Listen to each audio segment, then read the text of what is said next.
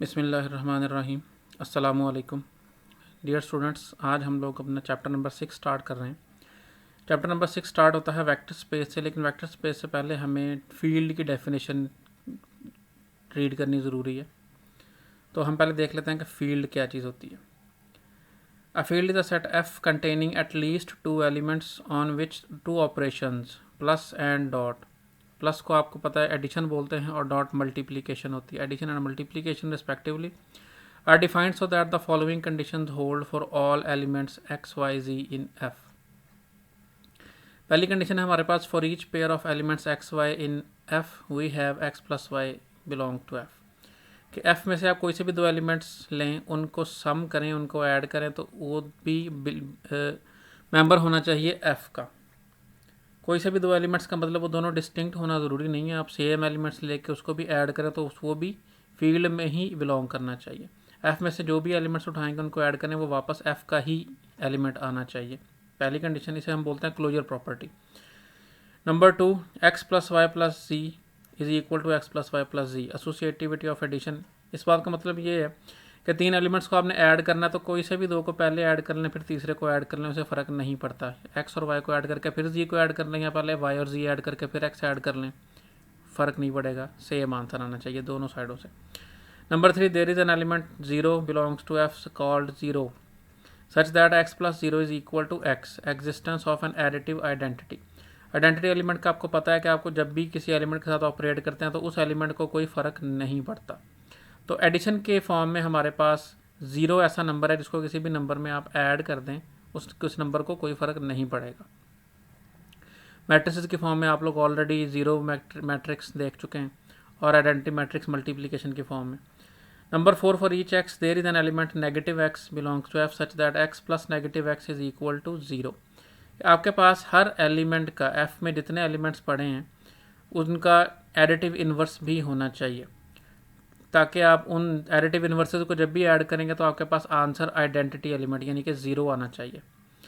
ये जो हमारी पहली चार कंडीशन है 1, 2, 3, 4, इनको हम अगर ये फुलफ़िल करे कोई सेट तो हम बोलते हैं कि ये सेट ग्रुप है अंडर एडिशन, क्योंकि हमारे पास ये इस वक्त ऑपरेशन जो है वो एडिशन का है। फिफ्थ कंडीशन है x plus y is equal to y plus x, के एक्स को वाई में ऐड करें या वाई को एक्स में ऐड करें उससे कोई फ़र्क नहीं पड़ना चाहिए। इसे हम बोलते हैं commutative law, commutativity of addition. तो पहली पांच प्रॉपर्टीज़ को अगर हम कंबाइन करें तो इसको हम एक ही लाइन में लिख सकते हैं कि abelian group under addition. Group under addition पहली चार, और अबिलियन का मतलब है वो कम्यूटेटिव प्रॉपर्टी भी होल्ड करे। तो अबिलियन ग्रुप अंडर एडिशन कहा जाए तो ये पहली पांच प्रॉपर्टीज़ जो हैं वो सेटिस्फाई होंगी। सिक्स कंडीशन है for each pair of elements x Y in F we have x dot y belongs to F. X dot y का मतलब है एक्स को मल्टीप्लाई कर रहे हैं वाई से। जैसे हम लोगों ने एडिशन में चेक किया कि दो कोई से भी एलिमेंट्स उठाएंगे तो उनका सम एफ में होना चाहिए, इसी तरह कोई से भी दो एलिमेंट्स उठाएंगे तो उनका प्रोडक्ट भी एफ में ही होना चाहिए, चाहे वो एलिमेंट्स सेम हो चाहे वो एलिमेंट्स डिफरेंट हो, लेकिन एफ के तमाम एलिमेंट्स का प्रोडक्ट भी एफ में होना ज़रूरी है। Number 7, x dot y dot c is equal to x dot y dot c. ये एसोसिएटिविटी है मल्टीप्लिकेशन की, जैसे हम लोगों ने एडिशन की पढ़ी थी कि कोई से भी दो नंबर्स को पहले ऐड कर लें कोई फ़र्क नहीं पड़ता। इसी तरह तीन नंबर्स मल्टीप्लाई हो रहे हैं तो आप कोई से दो पहले मल्टीप्लाई करके तीसरे को मल्टीप्लाई कर लें, फ़र्क नहीं पड़ता। Number 8, there is an element 1 belongs to F such that 1 is not equal to zero, 1 zero के इक्वल नहीं होता। And x dot 1 is equal to x. जैसे हम लोगों ने एडिटिव आइडेंटिटी पढ़ी थी कि उसको ऑपरेट करने से फ़र्क नहीं पड़ता एलिमेंट को, सिमिलरली मल्टीप्लिकेटिव आइडेंटिटी में भी उसको ऑपरेट करने से फ़र्क नहीं पड़ना चाहिए। तो हमारे पास 1 ऐसा नंबर है जिसको किसी भी नंबर से मल्टीप्लाई करें उस नंबर को फ़र्क नहीं पड़ता, इसे बोलते हैं multiplicative identity. Number 9, if x is non zero. तमाम नॉन ज़ीरो एलिमेंट्स के लिए ये ट्रू है, लेकिन ज़ीरो एलिमेंट के लिए ये ट्रू नहीं है, इसलिए हम ज़ीरो को यहाँ से एक्सक्लूड कर देते हैं पहले ही। Then there is an element x inverse belongs to f such that x into x inverse is equal to 1। Multiplicative inverse बोलते हैं कि आपके पास हर एलिमेंट का मल्टीप्लिकेटिव इन्वर्स भी एग्जिस्ट करना चाहिए। जैसे हम लोगों ने एडिटिव इन्वर्स की बात की थी, उसी तरह मल्टीप्लिकेटिव इन्वर्स भी हर एलिमेंट का एग्जिस्ट करे, क्योंकि उन दोनों को मल्टीप्लाई करें तो आंसर आइडेंटिटी आना चाहिए। एडिशन की फॉर्म में आइडेंटिटी 0 थी और मल्टीप्लिकेशन की फॉर्म में आइडेंटिटी 1 है, हम अभी पढ़ के आए हैं। तो एक्स इनवर्स बेसिकली ये 1/x की फॉर्मेट में होता है। जैसे अगर हम यहाँ पे नंबर 2 रखें तो ये 1/2 होगा, 2 और 1/2 मल्टीप्लाई करें तो आंसर 1 आएगा। सिमिलरली अगर ये नंबर 3 हो तो ये 1/3 होगा, एंड सो ऑन। तो हम कहते हैं कि तमाम एलिमेंट्स का मल्टीप्लिकेटिव इन्वर्स भी होना चाहिए। अब कंडीशन नंबर 6 से 9 तक इन सब को हम बोलते हैं, अगर ये होल्ड करें तो हम कहते हैं कि ये एलिमेंट, ये एफ ग्रुप है अंडर मल्टीप्लिकेशन। जैसे यहाँ पे ये ग्रुप था अंडर एडिशन और ये ग्रुप है अंडर मल्टीप्लिकेशन। कंडीशन वही है, सिर्फ ऑपरेशन के डिफरेंट है। Number 10, x dot y is equal to y dot x. Similarly जैसे हमने यहाँ पे कम्यूटेटिविटी अंडर एडिशन कहा था, तो ये कम्यूटेटिविटी अंडर मल्टीप्लिकेशन है कि एक्स को वाई से मल्टीप्लाई कर दें या वाई को एक्स से मल्टीप्लाई कर दें, आंसर सेम आना चाहिए। 2 3s और 3 2s दोनों साइडों से वो 6 ही होते हैं। और अब 6 से 10 तक ये वाली 5 कंडीशन अगर होल्ड करें तो हम कहते हैं कि ये ग्रुप है अंडर मल्टीप्लिकेशन। अबिलियन ग्रुप है under multiplication, abelian group under addition, abelian group under multiplication. ये 2 लाइंस लिखती जाएं तो ये 10 प्रॉपर्टीज़ जो हैं वो ख़त्म हो जाती हैं। 10 प्रॉपर्टीज़ का जिक्र हमने कर दिया, समझें। उसके बाद 11th प्रॉपर्टी है, इसको हम बोलते हैं distributive law. X plus Y into Z is equal to X into Z plus Y into Z. आपको पता है कि जब आप मल्टीप्लाई करते हैं किसी भी ब्रैकेट में किसी नंबर से, तो वो ब्रैकेट के हर नंबर से या हर एलिमेंट से मल्टीप्लाई होता है। सिमिलरली ये एक्स जी जो है वो एक्स से भी मल्टीप्लाई हो जाएगा और ये जो जी जो है वाई से भी मल्टीप्लाई हो जाएगा। हम इनको फ़िलहाल इंटरचेंज इसलिए नहीं कर सकते क्योंकि वेक्टर्स को हम डिस्कस कर रहे हैं, तो वेक्टर्स में आपको पता है कि ये जो इंटरचेंजिंग है इसमें गड़बड़ आ सकती है। डॉट प्रोडक्ट है फिर तो खैर है, लेकिन अगर क्रॉस है तो फिर उससे ये फ़र्क पड़ जाएगा। इसलिए वो ऑर्डर जो है पहले एक्स था जी था, तो इसलिए हमने उसको एक्सचेंज नहीं किया। और अगर हम लेफ़्ट से मल्टीप्लाई, इसे हम बोलते हैं राइट डिस्ट्रीब्यूटिव, और अगर लेफ़्ट से मल्टीप्लाई हो रहा तो हम बोलते हैं लेफ़्ट डिस्ट्रीब्यूटिव। इसी तरह से ब्रैकेट के दोनों एलिमेंट एंट्री से दोनों एलिमेंट से मल्टीप्लाई हो जाएगा X into Y X into Z, ये डिस्ट्रीब्यूटिव लॉ। तो ये 11 प्रॉपर्टीज़ अगर किसी सेट में फुलफ़िल करती हूँ तो फिर हम कहते हैं वो सेट एक फील्ड है, और सेट में एट लीस्ट 2 एलिमेंट्स होना ज़रूरी है। इसकी एग्जांपल देखें आप कि रैशनल नंबर्स, रियल नंबर्स और कम्प्लेक्स नंबर्स ये सारे के सारे फील्ड्स होते हैं। ये तीनों सेट्स इन सब कंडीशंस को फुलफ़िल करते हैं। अब हम चेक करते हैं कि रैशनल से जो थोड़ा स्मॉल सेट है इंटीजर्स, वो क्यों नहीं होता, ये फील्ड क्यों नहीं है, क्योंकि ये 1 से 8 तक के सारे एक्सियम्स को फुलफ़िल करता है। 1 से 8 सारे एक्सियम फुलफ़िल करता है, लेकिन जो नंबर 9 है इसको ये होल्ड नहीं करता। क्यों होल्ड नहीं करता? क्योंकि हमारे पास जो एलिमेंट्स हैं उनके मल्टीप्लिकेटिव इन्वर्सेस मौजूद नहीं हैं। फॉर एग्ज़ाम्पल अगर आप जी में से 2 को उठाते हैं, हमारे पास 2 पड़े जी में, अगर 2 उठाते हैं तो उसका मल्टीप्लिकेटिव इन्वर्स है 1/2, ताकि मल्टीप्लाई आने से आंसर 1 आए। तो 1/2 जी में नहीं है, इसलिए जी जो है वो एक भी एलिमेंट का अगर आपके पास मल्टीप्लिकेटिव इन्वर्स एग्जिस्ट नहीं करता तो वो कंडीशन को फुलफ़िल नहीं करता। तो यहाँ से हमें पता चला कि जो जी है, जो सेट ऑफ इंटीजर्स है, वो मल्टीप्लिकेटिव इन्वर्स उसमें नहीं होते तमाम एलिमेंट्स के, इसलिए वो फील्ड नहीं है, जस्ट रिंग है। जैसे और जो 2 एलिमेंट्स हैं जिनका मल्टीप्लिकेटिव इन्वर्स है वो सिर्फ 1 और -1 है। सिर्फ 1 का मल्टीप्लिकेटिव इन्वर्स है कि 1 को 1 से मल्टीप्लाई करें आंसर 1 आता है। इसी तरह -1 को -1 से मल्टीप्लाई करें आंसर 1 आता है। 2 के लिए हमारे पास कोई नंबर नहीं जिसको 2 से मल्टीप्लाई करें आंसर 1 आ जाए। 0 का मल्टीप्लिकेटिव इन्वर्स क्यों नहीं होता? क्योंकि हमारे पास फ़िलहाल दुनिया में कोई ऐसा नंबर नहीं है जिसको मैं 0 से मल्टीप्लाई करूँ आंसर 1 आ जाए। ऐसा कोई नंबर एग्जिस्ट नहीं करता अभी तक कि 0 से मल्टीप्लाई किया जाए आंसर 1 आ जाए। इसलिए हम लोग क्या करते हैं कि 0 को मल्टीप्लिकेटिव इन्वर्स की कंडीशन से बाहर निकाल देते हैं। तो 0 के अलावा बाकी तमाम एलिमेंट्स का मल्टीप्लिकेटिव इन्वर्स होना चाहिए। फील्ड की आपको समझ आ गई। तो जो आपके पास मेजर फील्ड्स हैं वो कौन से हैं? रैशनल्स हैं, रियल्स हैं और कम्प्लेक्स हैं। इन्हीं तीनों से आपका ज़्यादातर वास्ता पड़ेगा, ज़्यादातर आपका वास्ता रियल नंबर से पड़ेगा।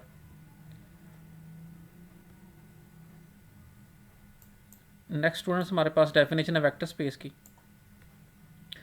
अ vector space is a set V on which 2 operations plus and dot are defined called vector addition and scalar multiplication।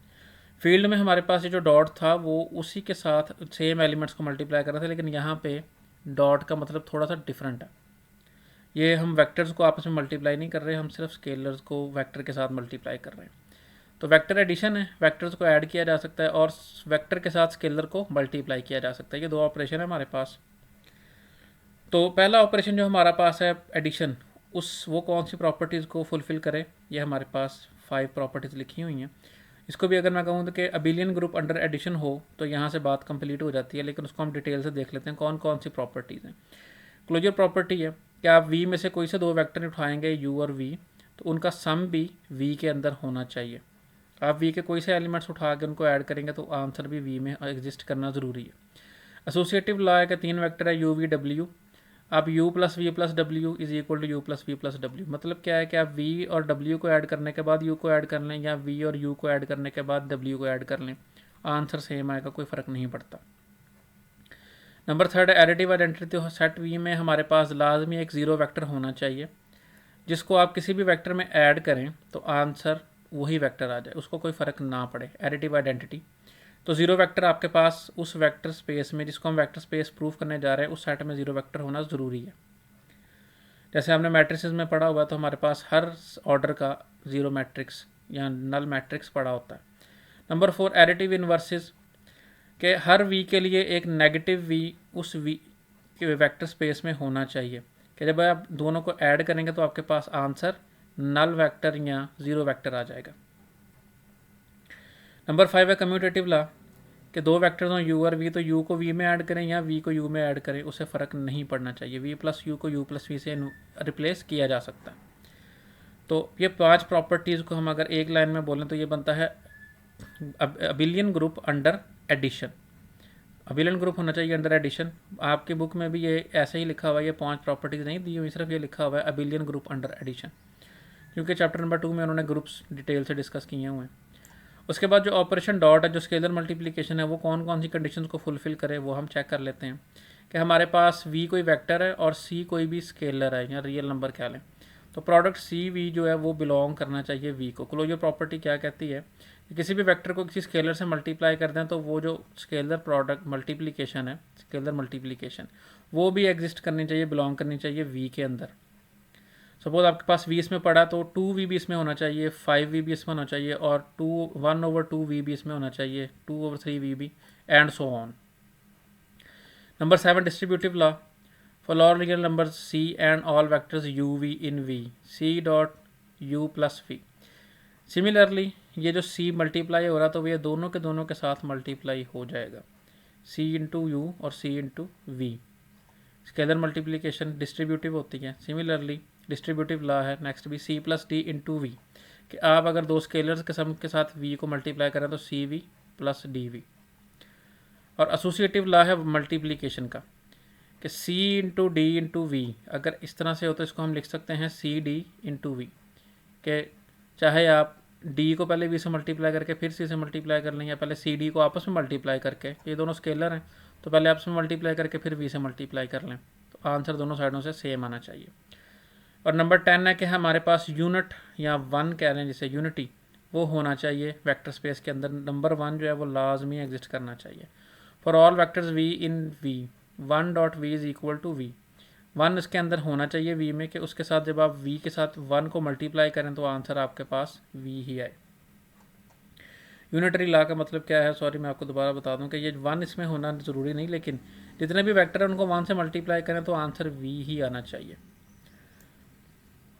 10 condition है हमारे पास। पहली 5 कंडीशन के एडिटिव ग्रुप हो, अबिलियन ग्रुप हो अंडर एडिशन, और उसके बाद 6 से 10 तक की कंडीशन जो हैं वो स्केलर मल्टीप्लिकेशन के लिए। एग्जाम्पल देखें तो हमारे पास सबसे जो मेन एग्जाम्पल है, जो सबसे ज़्यादा इंपॉर्टेंट एग्जाम्पल है, वो है Euclidean n space. N positive integer है तो हमारे पास ऑर्डर्ड एन टपल है of sequence n real numbers a1 a2 up to so on an। N numbers के जब आप ब्रैकेट में इस तरह से बंद कर लेंगे तो उसको हम बोलते हैं ऑर्डर्ड एन टपल। ऑर्डर्ड का मतलब क्या है कि आप इनको आपस में रिप्लेस नहीं कर सकते। a1 को a2 से हम कहीं रिप्लेस कर दें तो ये मुमकिन नहीं है, इसलिए इसका ऑर्डर है कोई ना कोई। इस तरह के एलिमेंट्स को आप इकट्ठा कर दें किसी सेट में तो उस सेट को हम बोलते हैं कि ये हमारे पास ऑर्डर्ड एक एन स्पेस है, उसको हम डिनोट करते हैं आर एन से। रियल नंबर इसको हम यूक्लिडियन एन स्पेस भी बोलते हैं या सिर्फ एन स्पेस भी बोलते हैं, तो इसका मतलब यही है कि ये यूक्लिडियन एन स्पेस है। बताने का मकसद ये है कि इसमें एलिमेंट्स इस शक्ल के होते हैं। ये एन कोई सा भी नंबर हो सकता है, लेकिन फाइनाइट, इन्फिनिटी नहीं हो सकता। तो सपोज ये 10 है, ये 100 है, ये 1000 है, मिलियन है, ट्रिलियन है, कुछ भी है, लेकिन वो फाइनाइट नंबर होना चाहिए, और ये फाइनाइट डायमेंशनल स्पेस है, इसकी डायमेंशन फाइनाइट है। हमने पढ़ा हुआ है कि जब n2 है या n3 है तो हम इसको बोलते हैं कि ये ऑर्डर्ड पेयर है, अगर ये 2 ही हो तो ऑर्डर्ड पेयर हो, अगर 3 हो तो हमसे बोलते हैं ये ऑर्डर्ड ट्रिपल है या ट्रिपलेट है। रादर देन ऑर्डर्ड 2 टपल या ऑर्डर्ड 3 टपल हम नहीं बोलते। ऑर्डर्ड जैसे हम यहाँ पे n टपल कह रहे हैं तो ये 2 टपल या 3 टपल नहीं है, इसको हम बोलते हैं ऑर्डर्ड पेयर या फिर बोलते हैं ऑर्डर ट्रिपल अगर 3 हो तो। और n अगर 1 हो जाए तो वो सारे के सारे रियल नंबर्स बन जाते हैं, और r1 की बजाय हम क्या करते हैं उसको जस्ट r लिख देते हैं, उसका मतलब भी r1 नहीं होता है, वो एक आपका सिंपल जो रियल नंबर्स का सेट है वो बन जाता है। हमने पढ़ा हुआ है कि आपकी जब 3 स्पेस है उसको हम a1 a2 a3 उसको हम दो तरह से देख सकते हैं। अगर हम ज्योमेट्रिकली देखें तो वो या तो प्लेन के अंदर कोई पॉइंट होगा, सॉरी प्लेन नहीं, स्पेस के अंदर कोई ना कोई पॉइंट होगा कोऑर्डिनेट एक्सिस में जिसके कोऑर्डिनेट्स होंगे a1 a2 a3, या फिर वो क्या हो सकता है कि वो कोई वेक्टर हो सकता है जिसके कंपोनेंट्स वेक्टर हो सकता है जिसके कंपोनेंट्स हों a1 a2 और a3, ये i कंपोनेंट, ये j कंपोनेंट और ये k कंपोनेंट। दो तरह से किया जा सकता है, या तो वो पॉइंट है जिसके कोऑर्डिनेट्स हैं a1 a2 a3, या फिर वो वेक्टर है जिसके कंपोनेंट्स हैं a1 a2 और a3 रिस्पेक्टिवली। या आपने 3 डायमेंशन में देखा हुआ है, वेक्टर वगैरह आपने पढ़े हुए हैं। तो सिमिलरली हम जो n टपल है उसको भी इसी तरह से रिगार्ड कर सकते हैं। अब उसको हम ज्योमेट्रिकली ड्रॉ तो नहीं कर सकते, लेकिन हम उसको मैथमेटिकली या न्यूमेरिकली विजुअलाइज ज़रूर कर सकते हैं। कि इसको भी आप ये कह सकते हैं कि यहाँ तो ये एक पॉइंट है, जनरलाइज पॉइंट जिसके ये सारे के सारे कोऑर्डिनेट्स हैं, या फिर ये कोई जनरलाइज्ड वेक्टर है जिसके ये सारे के सारे कंपोनेंट्स हैं। तो हम देख लेते हैं कि इस स्पेस में वेक्टर्स को ऐड या सब्ट्रैक्ट या मल्टीप्लाई कैसे किया जाता है। तो वेक्टर्स हमारे पास एक u है एक v है, इनको जब ये दोनों आपस में इक्वल होंगे, जब u1 v1 के इक्वल हो, u2 v2 के इक्वल हो, and so on un vn के इक्वल हो। मतलब क्या कि कॉरस्पॉन्डिंग एंट्रीज या कॉरस्पॉन्डिंग एलिमेंट्स जब इक्वल हों तो फिर दो वेक्टर्स इक्वल होते हैं। जैसे आपने पढ़ा हुआ है कि i कंपोनेंट के, j कंपोनेंट के और k कंपोनेंट के इक्वल हो तो हम कहते हैं कि u और v इक्वल हैं। इसका जो सम है वो इस तरह से डिफाइन करते हैं हम कि आपके जो कॉरस्पॉन्डिंग एंट्रीज है, कॉरस्पॉन्डिंग एलिमेंट्स हैं, उनको ऐड करते हैं। u1 को v1 में ऐड करेंगे, u2 को v2 में ऐड करेंगे, सिमिलरली un को vn में ऐड करेंगे। जैसे आप लोग दो वेक्टर्स को ऐड करते हैं कि i कंपोनेंट को i में, j को j में और k को k में ऐड कर देते हैं, तो ये वही वाला सेम प्रोसीजर।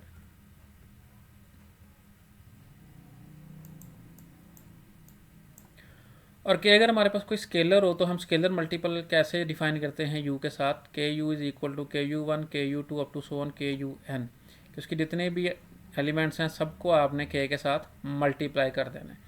सिमिलरली अगर आपने कॉमन लेना तो सब में से कॉमन लेना पड़ेगा, अगर सब में से कॉमन आ रहा तो कॉमन ले सकते हैं वरना नहीं ले सकते। मल्टीप्लाई करना तो सबसे मल्टीप्लाई करना है। द ज़ीरो वेक्टर वो क्या होता है कि जिसके सारे के सारे एलिमेंट्स, सारी की सारी एंट्रीज जो हैं वो ज़ीरो हों। और अगर आपके पास वेक्टर u है तो उसका एडिटिव इन्वर्स या नेगेटिव वेक्टर भी हमारे पास होता है, नेगेटिव u, जिसमें सारी की सारी एंट्रीज़ का साइन नेगेटिव होगा। इसका मतलब हरगिज़ ये नहीं है कि ये सारे पॉजिटिव हैं और ये सारे नेगेटिव हैं। इसका मतलब ये है कि इनका साइन जो भी होगा इसका साइन उसका ऑपोजिट होगा। सपोज़ ये अगर पॉजिटिव है तो ये नेगेटिव होगा, ये नेगेटिव है तो ये पॉजिटिव हो जाएगा। ठीक है, इसका मतलब नहीं कि ये सारे पॉजिटिव होंगे कि आर एन में सारे पॉजिटिव पड़े हुए, नो ऐसा नहीं है। पॉजिटिव भी पढ़े हैं, नेगेटिव भी पढ़े हैं, पॉजिटिव नेगेटिव का मिक्सचर भी पड़ा हुआ है। और डिफरेंस कैसे करते हैं हम कि आपका जो सेकंड वेक्टर है उसको नेगेटिव से मल्टीप्लाई करके पहले वाले में ऐड कर देते हैं, u difference v, u minus v is equal to u1 minus v1 and so on. और आपने वेक्टर्स में ये सारा कुछ पढ़ा हुआ है। इसकी कुछ एग्जांपल्स देख लेते हैं जो आपके साइंटिफिकली हम यूज़ कर सकते हैं। कि कोई साइंटिस्ट है जो एक एक्सपेरिमेंट परफॉर्म कर रहा है और वो n टाइम्स उसको रिपीट करता है। एक्सपेरिमेंट आपको पता है कि एक दफ़ा हम नहीं करते, सपोज वो n टाइम्स उसको रिपीट करता है और उसकी जो न्यूमेरिकल मेजरमेंट्स है उसको वो किसी वेक्टर y के साथ डिनोट कर सकता है, y1 y2 y3 yn, कि हर दफ़ा परफॉर्म करने से जो मेजरमेंट आ रही है वो हमारे पास इसका कोई ना कोई एलिमेंट है, और ये rn का एलिमेंट हो सकता है। किसी इलेक्ट्रिकल सर्किट में आप क्या कर सकते हैं, क्योंकि आपके पास स्पेसिफिक कोई चिप है जिसको आपने डिज़ाइन किया है कि वो 4 वो इनपुट वोल्टेज लेता हो और 3 को आउटपुट करता हो, इनपुट लेता हो 4 की और आउटपुट करता हो 3 की। तो जो आपका इनपुट वेक्टर है आप उसको डिफाइन कर सकते हैं VR4 में, v1 v2 v3 v4, और जो आउटपुट वेक्टर है W उसको आप डिफाइन कर सकते हैं R3 का वेक्टर W1 W2 W3 से। मैकेनिकल सिस्टम, सपोज आपके पास कोई 6 पार्टिकल हैं जो कि मूव कर रहे हैं और उनकी किसी स्पेसिफिक टाइम पे उनके जो कोऑर्डिनेट्स हैं, उनकी जो पोजीशन है वो x1 x2 x6 है रिस्पेक्टिवली, और उनकी जो वेलोसिटीज़ हैं वो v1 v2 v6 हैं रिस्पेक्टिवली। तो आप क्या कर सकते हैं, इस इंफॉर्मेशन को किसी वेक्टर के साथ डिफाइन कर सकते हैं। v is equal to x1 x2 x3 x4 x5 x6 और v1 v2 v3 v4 v5 v6 और t क्या है, कुछ स्पेसिफिक टाइम। तो ये हमारे पास टोटल 13 कंपोनेंट्स बन रहे हैं। तो इसको आप क्या कर सकते हैं, ये हमारे पास वेक्टर है किसका, R13 स्पेस का। This vector is called state of the particle system at time t। ये आपने फिजिक्स में कहीं ना कहीं पढ़ा होगा लाजमी, और अगर नहीं पढ़ा तो आप अपने किसी फिजिक्स के टीचर से पूछ सकते हैं। और फिजिक्स के अंदर आप स्ट्रिंग थ्योरी आपने पढ़ी है या नहीं पढ़ी तो किसी टीचर से डिस्कस कर लीजिएगा कि स्मॉलेस्ट इनडिविजिबल, जिसको डिवाइड नहीं किया जा सकता, वो कंपोनेंट क्या है, वो पार्टिकल्स नहीं हैं, लूप्स हैं। Behave like the vibrating strings. Whereas Einstein space time universe was 4 dimensional. Einstein ने जो स्पेस डिफाइन की हुई है वो 4 डायमेंशनल है। हम कहते हैं कि 3 डायमेंशनल से हम ज़्यादा नहीं सोच सकते, लेकिन वो 4 डायमेंशनल की हुई है, और स्ट्रिंग्स जो हैं वो 11 डायमेंशनल वर्ड होती है। खैर, ये आपके जस्ट कोर्स से रिलेटेड नहीं है, लेकिन जस्ट आप लोगों की इन्फॉर्मेशन के लिए। उसके बाद डेफिनेशन है हमारे पास इनर प्रोडक्ट की। एक हमारे पास वेक्टर हो u और एक वेक्टर हो v, तो उनको हम Rn में, तो उनका हम यूक्लिडियन इनर प्रोडक्ट कैसे डिफाइन करते हैं u डॉट v का। फर्स्ट कंपोनेंट को फर्स्ट कंपोनेंट से मल्टीप्लाई करते हैं, प्लस सेकंड कंपोनेंट को सेकंड से, प्लस थर्ड को थर्ड से, एंड सो ऑन, n को n से। तो आपने जब n 2 या 3 हो तो आपने यूक्लिडियन यानी डॉट प्रोडक्ट पढ़ा हुआ है, तो उसी को हम बोलते हैं यूक्लिडियन इनर प्रोडक्ट, जो कि जनरलाइज्ड है n फॉर्मेट में। उसकी स्पेसिफिक फॉर्म है हमारे पास 2 या 3 डायमेंशन का वेक्टर। कि आप क्या करते हैं, आई कंपोनेंट को आई कंपोनेंट से मल्टीप्लाई करते हैं, प्लस जे कंपोनेंट को जे से, प्लस के को के से, और फिर उनको ऐड कर लेते हैं। सिमिलर काम यहाँ पे हो रहा है कि अगर n कंपोनेंट्स हैं तो n को ही आपस में मल्टीप्लाई किया जा सकता है। इसको इनर प्रोडक्ट बोलते हैं, जिसको आप लोग डॉट प्रोडक्ट कहते हैं। आगे हमारे पास एग्जाम्पल है एक कि हर फील्ड बजाते खुद भी एक वेक्टर स्पेस हो सकता है। हमने फील्ड में पढ़ा कि वो अबिलियन ग्रुप है अंडर मल्टीप्लिकेशन भी, और अबिलियन ग्रुप है अंडर एडिशन भी, और साथ में वो डिस्ट्रीब्यूटिव लॉ भी होल्ड करता है। तो एफ हमारे पास एक फील्ड है, तो एफ जो है वो अबिलियन ग्रुप होता है अंडर एडिशन, वो हमने पढ़ा हुआ है सब स्टार्ट में कि 5 प्रॉपर्टीज़ हमने कहा था कि वो फील्ड जो है वो सब सेटिस्फाई करता है, जो वेक्टर स्पेस भी सेटिस्फाई करता है। और हम एक्स को अगर ले लें एफ से, अब इस एक्स को हम ले रहे हैं कि ये वेक्टर है, और स्केलर भी क्योंकि एफ से ही आने हैं, फील्ड से ही आने हैं, तो इनका प्रोडक्ट भी फील्ड में पड़ा होगा, क्योंकि फील्ड एक अबिलियन ग्रुप है अंडर एडिशन, तो वो क्लोजर लॉ को होल्ड करता है। उसके बाद a into x plus y a x plus a y, distributive law हमने पढ़ा हुआ कि फील्ड जो है वो डिस्ट्रीब्यूटिव लॉ को ओबे करते हैं। तो x भी फील्ड के एलिमेंट है, a भी फील्ड के एलिमेंट है, तो ये वाला भी एलिमेंट जो है वो एग्जिस्ट करेगा। सिमिलरली दूसरा, तीसरा, और 1 चूँकि फील्ड में होता है, आइडेंटिटी एलिमेंट है, तो 1 को किसी से भी मल्टीप्लाई करें तो उसका फ़र्क नहीं पड़ता। तो ये सारी की सारी कंडीशंस कौन सी हैं, वेक्टर स्पेस की कंडीशंस हैं, तो फुलफिल हो गई। तो f क्या है, वेक्टर स्पेस है ओवर इट्सेल्फ। अगर हम पर्टिकुलरली बात करें तो जो फील्ड्स हैं आपके पास, रियल, कम्प्लेक्स और रैशनल्स हैं, ये सारे के सारे वेक्टर स्पेस होते हैं ओवर देमसेल्व्स। ठीक है, जो सबसे छोटी एग्जांपल आपके पास वेक्टर स्पेसेस की होगी वो क्या होगी कि फील्ड इटसेल्फ जो है वो वेक्टर स्पेस होता है अपने आप पे। रियल नंबर्स भी फील्ड है, रियल नंबर वेक्टर स्पेस भी है, कम्प्लेक्स भी वेक्टर स्पेस है, और रैशनल्स भी वेक्टर स्पेस है।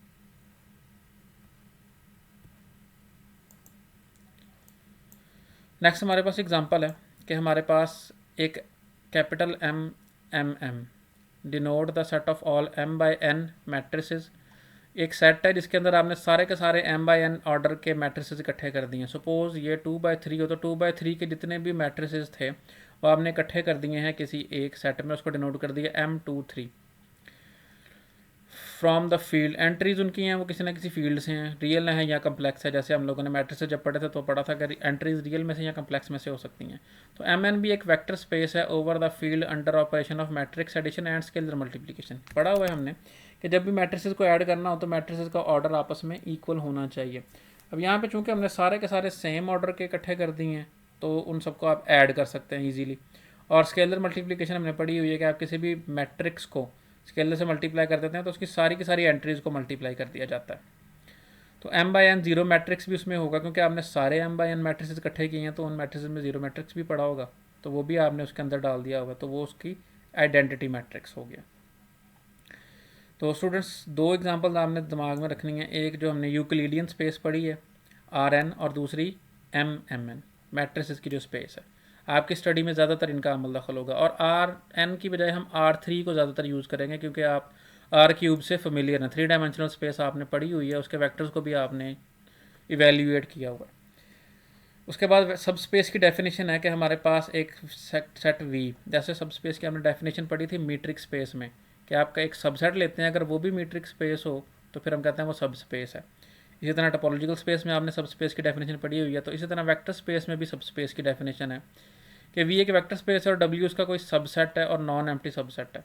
तो W जो है वो इटसेल्फ एक वेक्टर स्पेस होगा on the same operation in V, और अगर W भी खुद एक W भी एक वेक्टर स्पेस हो, if W is a vector space with respect to the operation in V, कि जो ऑपरेशन V पे हैं सेम उन्हीं ऑपरेशन पे W भी वेक्टर स्पेस हो, तो हम कहते हैं W जो है वो सब स्पेस है V का, क्योंकि W सबसेट था V का। यहाँ पे एक वर्ड आना था नॉन एम्प्टी का, वो इसमें आप ऐड कर लीजिएगा। Every vector space has two subspaces namely V itself and the set 0।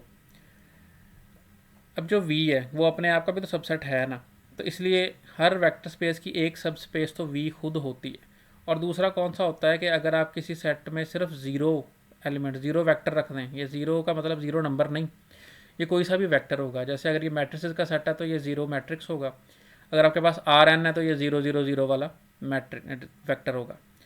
Which consist of the zero vector only, these are called trivial subspaces. इसको भी आप चेक कर लीजिएगा, तो ये भी वेक्टर स्पेस की डेफिनेशन को फुलफिल करता है। और V तो है ही वेक्टर स्पेस, हम लोग ने देख लिया। तो ये दोनों के दोनों जो हैं V और 0 ये ट्रिवियल सबस्पेसेस कहलाती हैं। इनके अलावा जो भी होगी वो नॉन ट्रिवियल सबस्पेस कहलाएगी।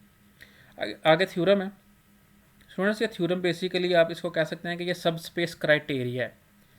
सब स्पेस क्राइटेरिया आप इस थ्योरम को यूज़ करेंगे जब भी कहा जाएगा कि चेक करें सब स्पेस है कि नहीं, या सिर्फ इस थ्योरम को यूज़ करें, आपको पता चल जाएगा।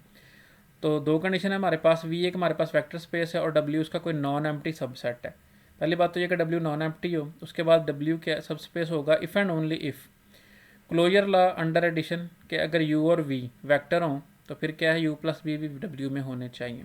कि W में से आप कोई से भी दो वेक्टर पकड़े उनको ऐड करना तो वो W के अंदर एग्जिस्ट करना ज़रूरी है। हमने पढ़ा कि वेक्टर स्पेस की भी पहली कंडीशन यही है, क्लोजर लॉ होल्ड करें। और क्लोजर लॉ अंडर डॉट का मतलब है स्केलर मल्टीप्लिकेशन, कि V कोई वेक्टर है और C कोई स्केलर है तो CV भी W में होना चाहिए।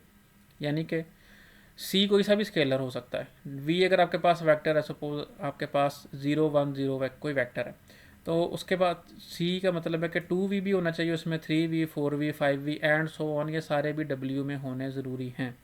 तो फिर हम कहेंगे कि जो W है वो सब स्पेस है। ये दो कंडीशन आप चेक कर लें, सारी की सारी वेक्टर स्पेस की कंडीशन चेक ना करें तो आपको पता चल जाएगा कि ये आपका सब स्पेस है या नहीं है। उसके बाद हमारे पास डेफिनेशन है लीनियर कॉम्बिनेशन की, कि लीनियर कॉम्बिनेशन क्या चीज़ होती है। A vector V is called a linear combination of vectors V1 V2 up to Vn if it can be written as V is equal to A1 V1 plus A2 V2 plus so on plus AN VN। कि इन vectors को आप हर vector को किसी ना किसी scalar से multiply कर रहे हैं और उनको ऐड कर रहे हैं, आंसर क्या आ गया हमारे पास, ये V आ गया जो आपके पास वेक्टर गिवन था। तो हम कहते हैं कि ये जो V है ये इन सब वेक्टर्स का लीनियर कॉम्बिनेशन है। और A1 A2 AN क्या है, ये कोई से भी स्केलर हो सकते हैं। एग्जाम्पल हमारे पास है कि R³ में हमारे पास एक वेक्टर है V जो कि 6 -3 5 है। उसको हम लिख सकते हैं लीनियर कॉम्बिनेशन V1 1 0 0 V2 0 1 0 और V3 0 0 1। कैसे कि आप V1 को मल्टीप्लाई कर दें 6 से, इसको हम लिख सकते हैं 6 इंटू 1 0 0, तो जब 6 से मल्टीप्लाई हो जाएगा तो ये हो जाएगा 6 0 0। फिर जब प्लस -3 से मल्टीप्लाई कर दिया हमने 0 1 0 को, तो ये हो जाएगा 0 -3 0, प्लस 5 से मल्टीप्लाई कर दिया आपने V3 को यानी 0 0 1, तो ये हमारे पास क्या होगा 6 V1 -3 V2 प्लस 5 V3। यहाँ इसको हम कह सकते हैं कि V is equal to A1 V1 plus A2 V2 plus A3 V3, जहाँ जबकि A1 किसके इक्वल है 6 के, A2 -3 है और A3 5 है, ये जैसे आपको नज़र आ रहा है। तो जब आप इनको ऐड करेंगे तो हमें पता है कि फर्स्ट एलिमेंट में तो 6 + 0 + 0 तो वो 6 आ जाएगा, उसके बाद ये 0 है, फिर ये -3 होगा और ये 0, तो ये -3 आ जाएगा। सिमिलरली ये 5 है, 0 0 और 5, तो ये 5 आ जाएगा। तो ये हमारे पास वेक्टर v जो है वो लीनियर कॉम्बिनेशन में लिखा गया इन वेक्टर्स v1 v2 और v3 में। तो हम कहते हैं कि ये जो v है ये लीनियर कॉम्बिनेशन है किस किस का, v1 v2 v3 का।